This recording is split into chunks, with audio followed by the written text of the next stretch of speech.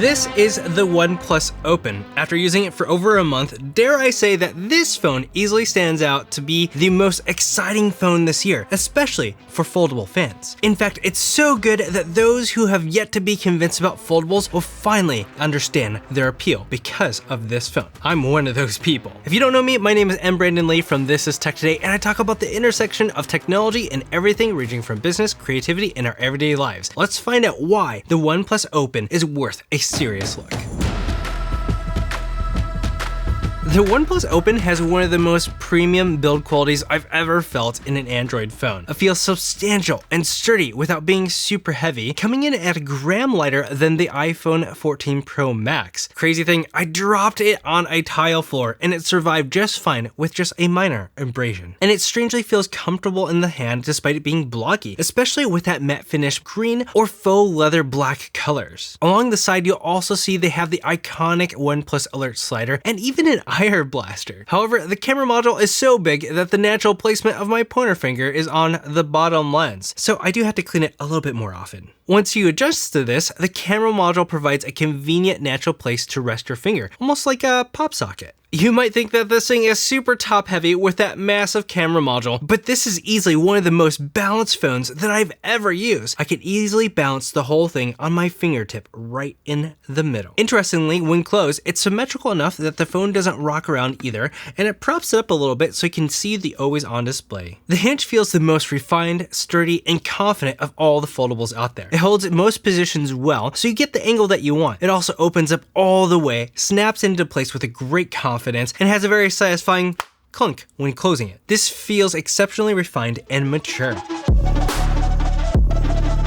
On the surface, the OnePlus Open is $100 less than the Google Pixel Fold and Samsung Galaxy Fold 5 at their $1,799 price points. The OnePlus Open is priced at $1,699, but in all practicality, it's $1,499. You see, for the life of the phone, you can trade in any phone in any condition, whether you set it on fire or throw a spear through it, and you'll get at least $200 for a trade-in. If you trade in a functional phone in good condition, you can get substantially more, especially for an iPhone. The OnePlus Open also has 16GB of RAM and 512GB of storage compared to the 12GB of RAM and 256GB of storage on the Google Pixel Fold and Galaxy Fold 5. When you compare against an iPhone 15 Pro Max with 512GB of storage, the OnePlus Fold is functionally only $100 more than the iPhone. The OnePlus Open also comes with a 67-watt fast charging brick and a case. It's not hard to see that the OnePlus Open is a killer deal. When you have this pricing in mind for the rest of this video, you'll see another reason why the OnePlus Open will shake up the foldable phone market.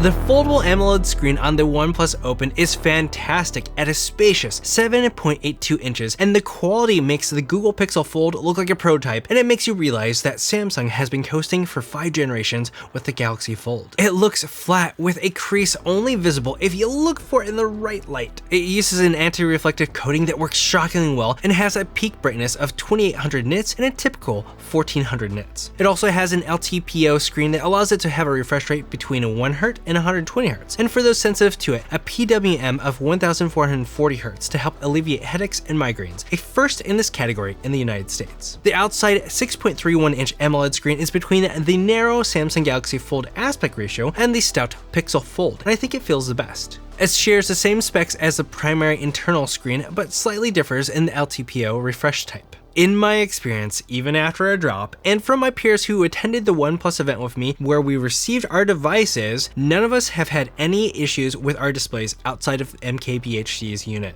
That does lead to a fair concern about repairability. While OnePlus offers a direct replacement of a new unit if a hardware quality problem occurs under warranty for the first year, what happens after the first year? How do you get a repair and not a replacement? They do have a OnePlus Care service option that you can purchase for 24 months of coverage, which is good, but no one has gone through the support experience for the Open yet. So where and how easy it is to have your device repaired is uncertain.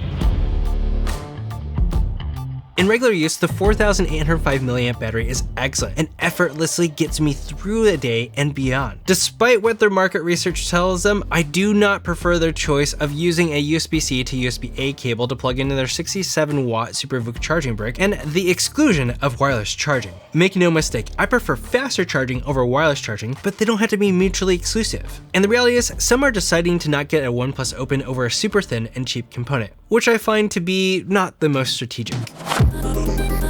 The speakers are shockingly loud, and perhaps the loudest speakers I remember hearing recently in a smartphone. It is less full, deep, and clear than an iPhone 15 Pro Max, but it's loud enough to enjoy watching a show or listening to a podcast.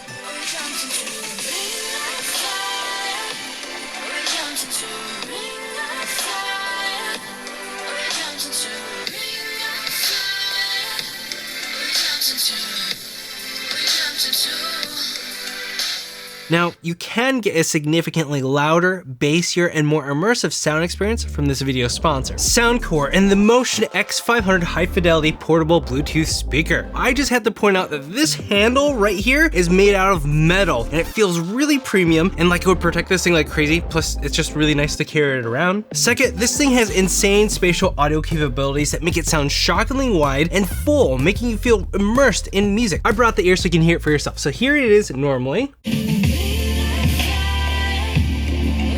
It is with spatial audio turned on. It also supports high-fidelity wireless high-res audio and LDAC, which makes good use out of those 3 speaker drivers and that spatial audio. And if you're into customizing the sound beyond moving through the built-in preset sound options, there's a 9-band EQ option in the app that gives you more control. And you gotta be able to use the Motion X500 for a long time and wherever you want, so it has 12 hours of playtime and IPX7 waterproof resistance. If you want to check out the Soundcore Motion X500 portable Bluetooth speaker, make sure to click the link in the description, and thanks for supporting the brands to support me so I can make content for you for free.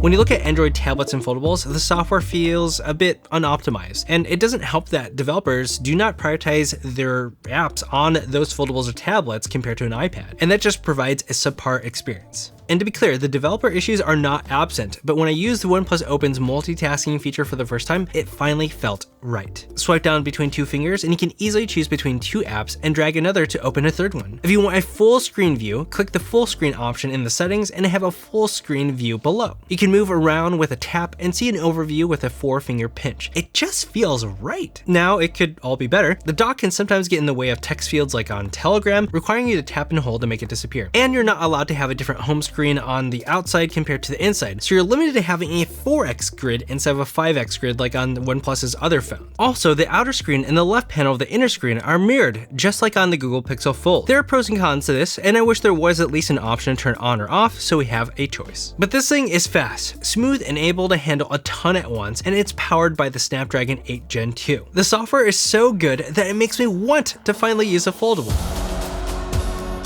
The OnePlus Open camera is undeniably the best smartphone camera on any foldable to date, and even best some non-foldable cameras. The Open is the first smartphone to use the new Sony Litius sensor. This is a pixel stack sensor that can capture the amount of a 1-inch sensor, but in a much smaller size. And the images coming out of it are great. Now, while the main sensor is the best looking sensor, at arm's length on a Brandon Lee, it's a little bit tight. The telephoto and wide angle are also extremely fun, even if they don't let in as much light as a primary sensor. The ultra-wide lens makes it much easier to vlog with than the primary lens, and made even easier thanks to the outer display to monitor yourself. Just be careful that your finger isn't too close to the camera module or you'll see it. Also, the microphone quality on the OnePlus Open is really good, but what do you think? The telephoto is pretty solid at its native 3x, and it has a 6x sensor crop option that makes the Pixel Fold look far behind with its native 5x telephoto lens. With the help of the Pro Mode and an ND filter, I was able to get a shot of the recent eclipse. If you're looking to take a picture of the moon though, they're superimposing the moon, much like what Samsung has been caught doing.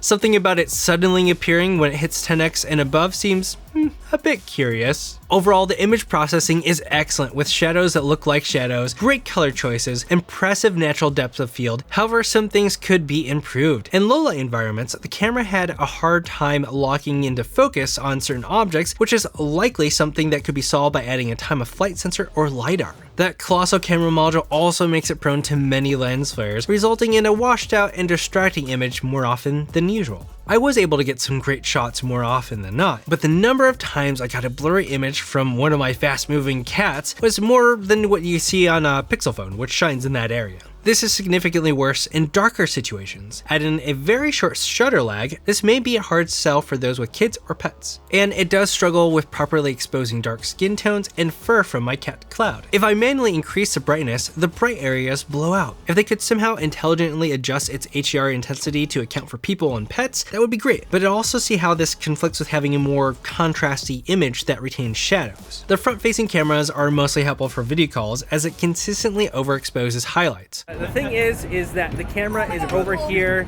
to the right. So every single time I'm looking in the center here on the screen, you can see I'm looking off. So if I wanted to make sure that I am talking to you properly, I need to look off to the corner. But with a form factor like this, it's easy to use the main cameras. You can easily lay it up against something, partially close it to prop it up, which gets the job done, but not as well as a flip phone, or use it as a tripod. Most of the time, I just hold it in my hand wide open or lean it against something. While there are certainly issues like with every camera, I have generally enjoyed using the OnePlus Open camera, and I think some of the images are pretty shocking. The OnePlus Open still looks artistic and natural by foregoing the overly processed, overly sharpened, overly HDR'd, AI regenerated, flat and artificial look that we're sadly seeing more and more in the offerings in the United States.